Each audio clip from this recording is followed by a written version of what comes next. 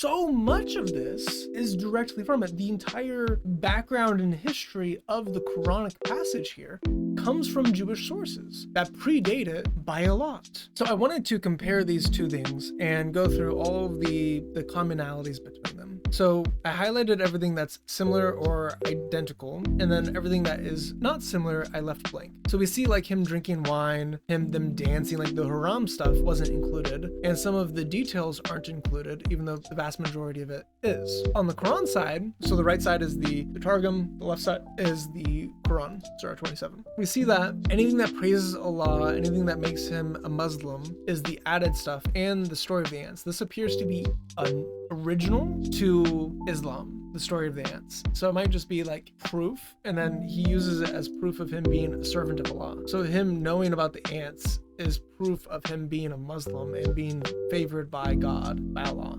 But you know, pretty much all of that is directly word for word from the rest of it. And then they don't worship Allah, so the bird is giving its report and it's saying that they're pagans. And then the bird itself is a Muslim, which gets into the Islamic view of animals will be judged according to their beliefs. So some animals in Islam will go to hell. This bird happens to be a Muslim, and this is the bird speaking. He says, Allah, there's no God except him, the Lord of the mighty throne. So the bird is worshiping Allah, and then Solomon doesn't believe the bird, and here Solomon does believe the bird. Here Solomon doesn't believe the bird.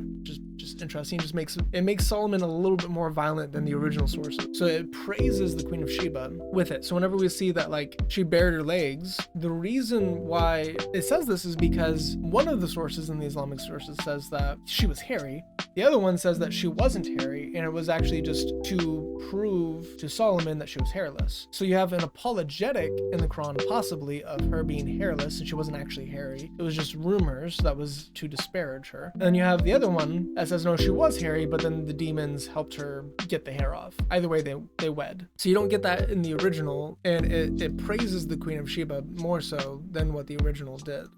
So she became a Muslim and she worshipped her. So out of the 29 ayah in this passage about Solomon, 18 of them are directly taken from the Targum. So that is the majority, the vast majority. Hold on, let's get a percent real quick. 62% of this Quranic passage is taken almost verbatim from the Jewish sources. And then the rest of it is influenced by the Jewish sources other than the ant and the throne, which I could not find a source for. So we see here 62% is directly from that.